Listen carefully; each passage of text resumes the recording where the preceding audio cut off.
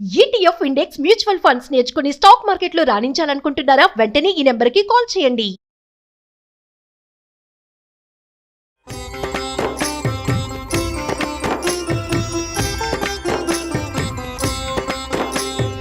నమస్కారం. విష్ణు పురాణం 21వ రోజు భాగంలోకి వచ్చాం మనం.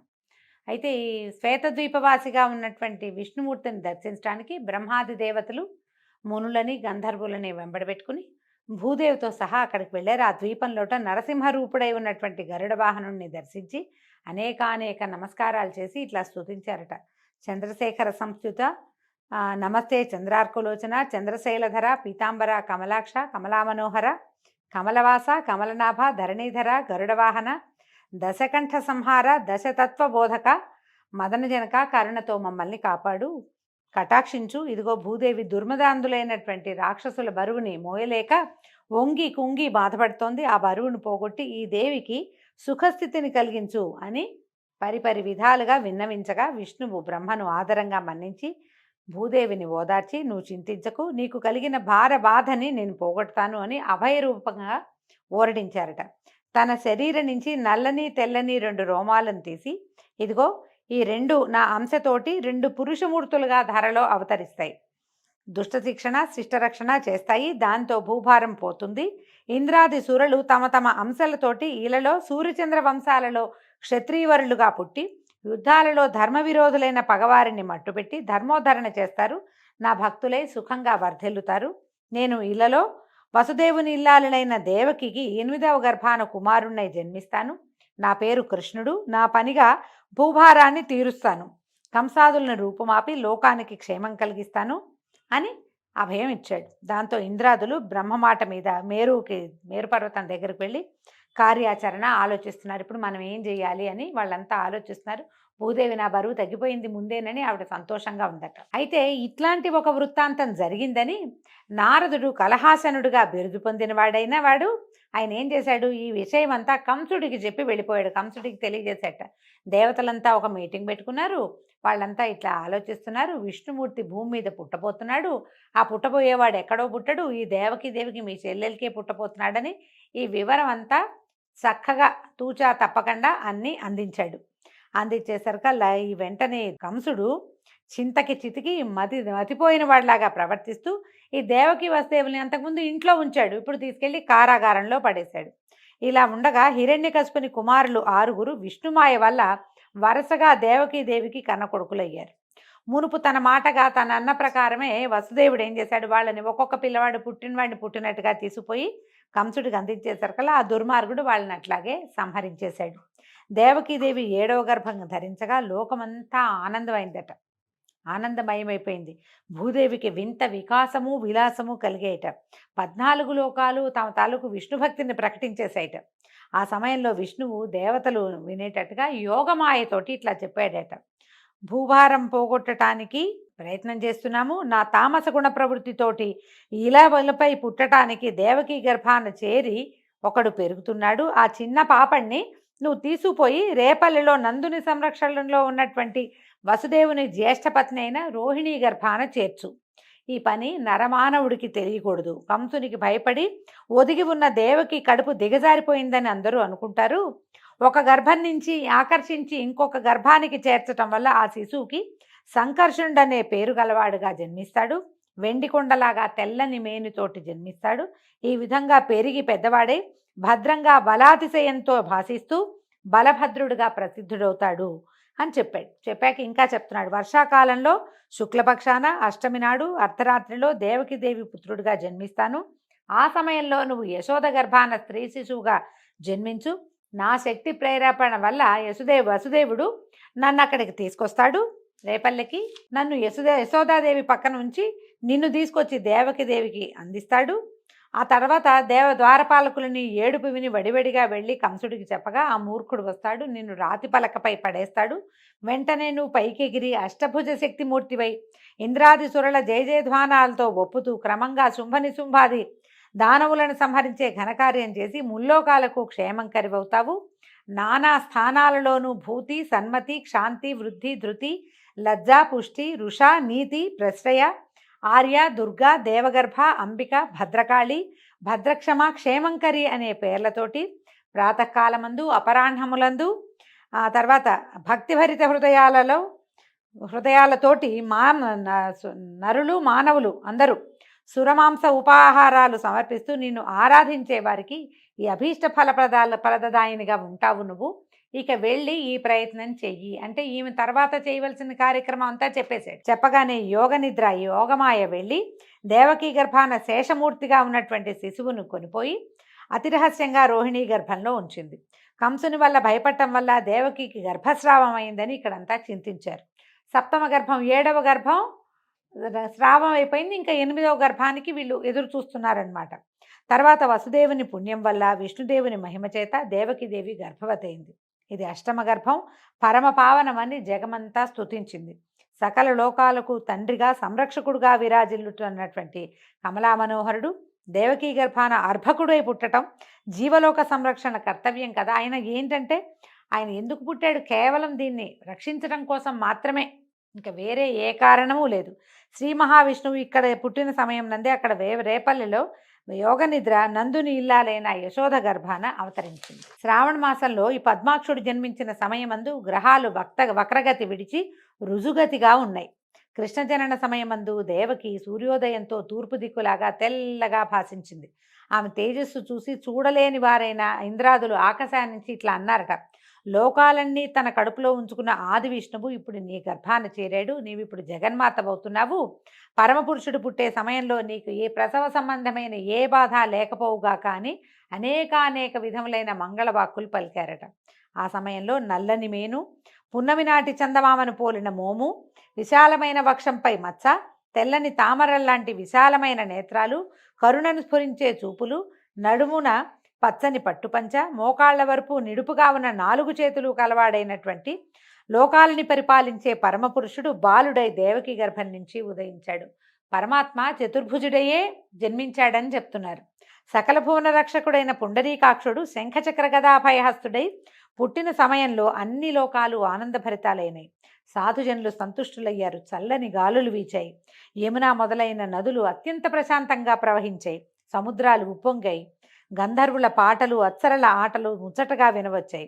దేవతలు పుష్పవృష్టి కురిపించి దివ్య దుందుబులు మ్రోగించారు. యజ్ఞాలు సలక్షణంగా వెలిగే అగ్నులతోటి భాషించాయి. మేఘాలు మెల్లగా ఉరిమి చల్లగా వర్షించాయి. ఆ సమయంలో దేవకీ వసుదేవులు ఆ దివ్యమూర్తి యొక్క మహిమను చూసి అమితాశ్చర్యానందాలతోటి మొక్కి ఇలా అన్నారు, దేవా హరి సకలలోక సంస్తుత్య, సకల జగన్నాథ శ్రీనాథ భూనాథ, నీవు మా బిడ్డవై జన్మించడం నిజంగా మా అదృష్టం. నీ తేజస్సు చూసి కంసుడు వచ్చి అదరి బెదరి మమ్ము బాధిస్తాడు కనుక ఈ రూపం విడిచి సామాన్య మానవ రూపంతో శిశువుగా ఉండు నాయనా అని ప్రార్థిస్తే హరివారిని కరుణించి భయపడకండి, వాడి చలం బలం హరించడానికే నేను ఇలా మీ బిడ్డనే అవతరించాను అని తన అసామాన్యమైన రూపాన్ని ఉపసంహరించుకుని సామాన్య మానవ శిశువుగా కనిపించాడట. తర్వాత వసుదేవుడు ఆ బాలుని తీసుకొని బయలుదేరాడు. చెరసాల నుంచి బయటకు వచ్చాడు. సమయం నడిరేయి. ఆ దేవుని మాయాప్రభావం వల్ల నగరంలోనే కాక చెట్లపై ఉన్న పక్షులు కూడా గాఢ నిద్రా పరవశులు అయిపోయినాయి. చెరసాల ముందున్న భటులు, రాత్రి నగర వీధుల్లో తిరిగే రక్షక భటులు, కోటలో కాపున్న కొలువుకాండ్రు అందరూ గాఢ నిద్రా పరవశులయ్యారు. వసుదేవుడు వెలుపలికి వస్తున్నప్పుడు తాళాలు గడియలు వాటంతటా అవే విడిపోయాయి. సర్వము విష్ణుమయంగా విష్ణుమాయామోహితంగా ఉంది. ఆ సమయంలో దట్టంగా మెరుపులతో ఉరుములతో మింటికి కంటికి ఏకధారగా గాలివాయన కురవడం మొదలుపెట్టింది. త్రోవలో దేవకీ బాలునిపై చినుకు పడకుండా 1000 పడగల గొడుగుని అనంతుడు పైన ఛత్రంగా పట్టాడు. అంత వాన కురుస్తున్న యమున వసుదేవునికి మోకాలి బంటి నీటి దేవైంది.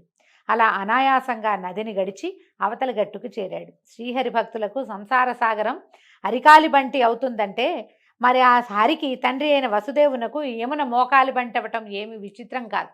ఎవరైతే భక్తులుగా ఉంటారో వాళ్ళు ఈ భవసాగరాన్ని సులువుగా దాటేయగలుగుతారు, పాదాలతో దాటేస్తారు, ఏం కష్టం లేకండి.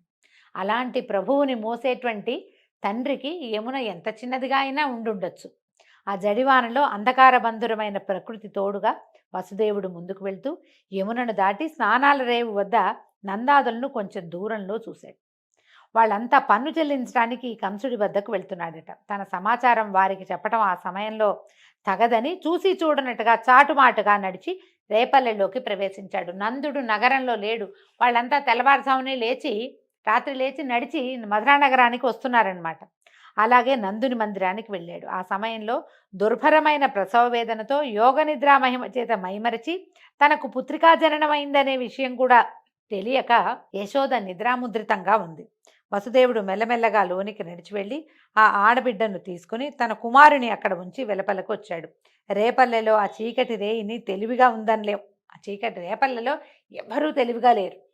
రేపల్లంతా నిద్ర ముద్రలోనే ఉంది. నేను నందుని ఇంట్లో నుంచి శిశువుని ఉంచి బయటికి వచ్చిన వసుదేవుడు వెనుదిరిగి మళ్ళీ యమునను దాటి చెరసాలలో ప్రవేశించాడు. శాలలో ప్రవేశించంగానే చెరసాలలోకి వెళ్ళగానే ఈ కుమార్తెకే ఉమ్మని ఏడ్చిందట చంటిబిడ్డ. అంతలో కావలివారు లేచి లోపలికి వచ్చి చూశారు. బిరబిరా కంసుని వద్దకు పోయి దేవకీదేవి ప్రసవించినట్లు చెప్పారు. ఆ మాట విని కంసుడు నిప్పు తొక్కినట్టుగా ఉరికి వచ్చి గండు పిల్లిలాగా పురిటింట్లో దూరాడట. లోపలికి వచ్చేసాడు. పురిటింట్లోకి సాధారణంగా పురుషులు రాకూడదన్న నియమం ఉంటుంది. ఈయన పురిట్లోంచే పసిబిడ్డల్ని చంపటం మొదలుపెట్టాడు. ఈ ఆఖరి శిశువు, ఈ అష్టమ గర్భం తన ప్రాణాలకి హాని కలిగిస్తుందని తెలిసి ఇంకా వసుదేవుడే శిశువుని తెచ్చిచ్చేదాకా ఆగలేదట కంసుడు. లోపలికి పరిగెత్తుకుంటూ వచ్చేసాడు. వస్తే ఆమె చూడగానే దేవకీదేవి వేడి నిట్టూర్పులు పొడుస్తూ కలతపడిన మనసుతో వణుకుతూ కన్నీళ్ళు ఒత్తుకుంటూ, అన్నా, నీ చెల్లెల్ని ఆడబిడ్డతో ఆనందము మొగకూనలతో ముచ్చటా పొందలేని దౌర్భాగ్యురాలనయ్యాను. నా ముద్దుల కుమారులని 6గురిని నిర్దాక్షిణ్యంగా దిగమింగావు. ఈ ఆడబిడ్డ 8వది మగ శిశువు కాదు. ఆ 8వ గర్భాన శిశువు మగవాడు నిన్ను సంహరిస్తాడని విన్నావు, కానీ ఇది ఆడపిల్ల అయింది. ఇంత చిచ్చు పెట్టావు కడుపులో, దీన్ని ఆర్పు, ఇప్పుడైనా ఈ బిడ్డను చూసుకుని నన్ను బతకనివ్వు అని ఎంతో చింతిస్తూ ఉంటే ఆ బాలింతరాలి మాటని చెవిన పెట్టకుండా మూర్ఖుడు ఏం చేశాడు, ఆ పురిటి పసిపాపని దేవకీ చేతుల్లోంచి బలిమిగా లాక్కున్నాడు. బలంగా లాగేసేట. లాగి చట్రాతి మీద పడేసేటట. విసిరి నేలకేసి కొట్టాడట. కొట్టేసరికల్లా ఆ పాప చప్పున పైకెగిరి ఆకాశం మీద భయంకరాకారంతో నిలిచి భీకరాయుధాలు ధరించి 8 భుజాలు కలిగిన స్త్రీమూర్తిగా వికృతంగా నవ్వుతూ అదిలిస్తూ ఇట్లా అంది, ఏరా, నన్ను హింసించాలనుకుంటున్నావా? అది నీ వల్ల అయ్యే పనేనా మూర్ఖ? మునుపు ఆకాశవాణి పలికినట్లుగా నిన్ను తెగవేసే మహాత్ముడు, సకల సురరక్షకుడు, దుష్టశిక్షకుడు పుట్టి వేరొక చోట పెరుగుతున్నాడు అని వాడు చూస్తూ ఉండగానే దేవగణాల చేత గంధపుష్పోపహారాలతో పూజలంది అదృశ్యురాలైంది. కంసుడికి ఏమి తోచల. పౌరుషం సన్నగిలిపోయింది. తెలివి తప్పిపోయినట్టు అయిపోయింది. కాసేపటికి తెప్పరిల్లి వెనక్కి తిరిగి వెళ్ళి తనకిష్టులైనటువంటి పూనక, ధేనుకాసురుడు మొదలైన రాక్షసులందరినీ పిలిపించాడు. రాక్షసవరిలారా, నా బలపరాక్రమాలు మీకు తెలుసు. ఎదురులేకుండా రాజ్యాన్ని పరిపాలిస్తున్నాను. నన్ను చంపడానికి దేవతలు ఏదో కుట్రలు చేస్తున్నారని నాకు ఎప్పుడో తెలిసింది. అది విన్నాను నేను. కానీ నా పరాక్రమం వాళ్ళకి తెలీదా? వాళ్ళకి తెలుసు. ఇంద్రుడు పూర్వం నా మీదకి వచ్చి నా వల్ల వెన్ను విరిగేటట్టుగా దెబ్బలు తిని తిరిగి చూడకుండా పారిపోయాడు. ఎన్నిసార్లు నా జోలికి వచ్చాడు, కానీ ఇప్పుడు నన్ను చంపుతాడా? ఎట్లా చేస్తాడు? బ్రహ్మ విష్ణు మహేశ్వరాది సురనాయకులు కూడా నా ముందు ఎండుగడ్డుపోచలు. అలాంటిది నా లోకంలో, భూలోకంలో నాకు ఎదిరింప ఒక్క జరాసంధుడు తప్ప మిగిలిన రాజులంతా కూడా నా ప్రతాపాగ్ని ముందు ఎండుటాకులే. ఇక ప్రస్తుతం ఏంటంటే మా దేవకి కన్నా ఆడుబిడ్డ ఏం చెప్పింది, నన్ను చంపటానికి దేవుడట ఎక్కడో పెరుగుతున్నాడట. ఈ మాటే ఒకప్పుడు నారదుడి నోట కూడా విన్నాను. మీరు చేయవలసింది ఏంటంటే ఈనాటి నుంచి భూమి మీద చిన్న బిడ్డల్ని నిర్దాక్షిణ్యంగా చంపేసేయండి, వెళ్ళండి అని పంపించాడు.